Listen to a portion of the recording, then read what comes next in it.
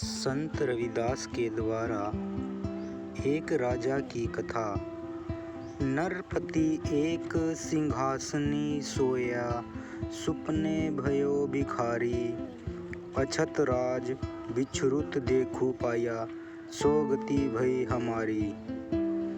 संत रविदास जी इस दोहे में कहते हैं, जैसे एक राजा अपने सिंहासन पर सोया हुआ सपने में भिखारी बन जाता है और अपना राज्य होते हुए भी राजा सपने में भिखारी बनकर दुख प्राप्त करता है।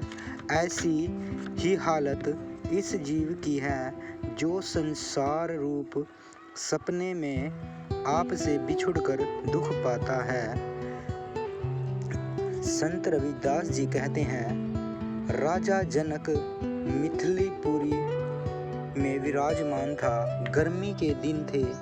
राजा का महल जिसमें स्वर्ण सिंहासन पर फूलों की सेज लगी हुई थी और उस महल को ठंडी वस्तुओं से ठंडा किया गया था।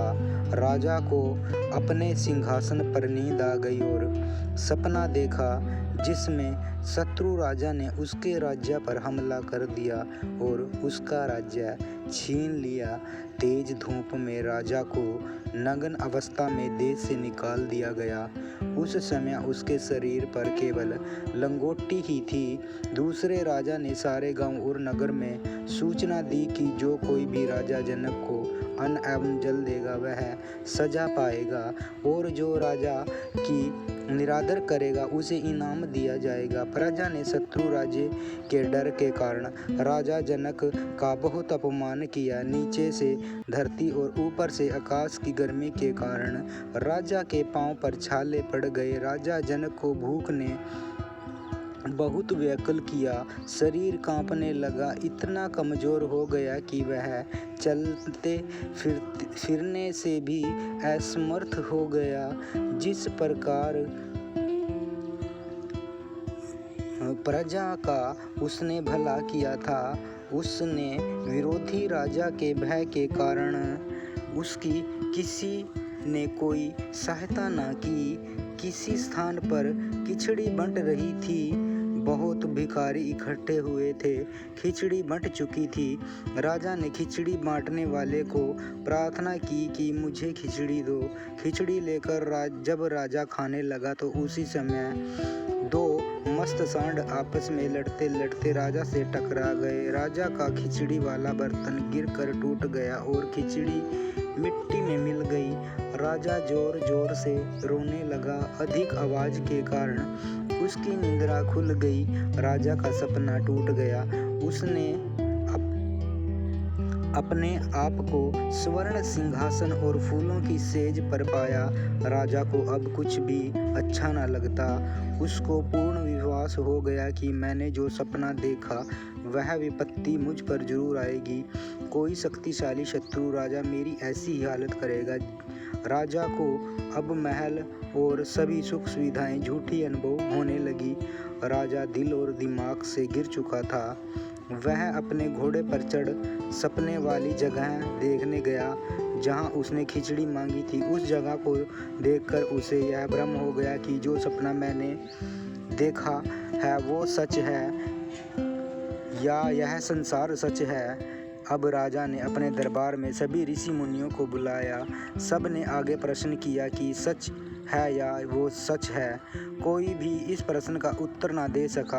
राजा ने सभी ऋषि मुनियों को अपने महल में ही रख लिया और कहा कि जब तक मेरे प्रश्न का उत्तर नहीं मिलता सब यहीं रहेंगे। अष्टावक्र को जब यह पता चला कि राजा ने उनके पिता जो कि बहुत बड़े विद्वान थे और उनके साथ असंख्य ऋषि मुनियों को अपने महल में रोक रखा है तो वह महल में पहुंचा। उसने राजा के पास जाकर राज्य सभा में राजा के प्रश्न का उत्तर देकर राजा का भ्रम सीधा दूर किया। राजा जनक ने अष्टावक्र को प्रश्न किया कि यह संसार सच है या सपना। अष्टावक्र जी ने राजा के सपने की सारी स्थिति को वर्णन किया कि राजा, तुमने सिंहासन पर सोते हुए एक सपना देखा जिसमें तुझ पर दूसरे राजा ने आक्रमण कर दिया और तुझे बंदी बनाकर देश से निकाल दिया और तुम भिखारियों की भांति मांग रहे थे।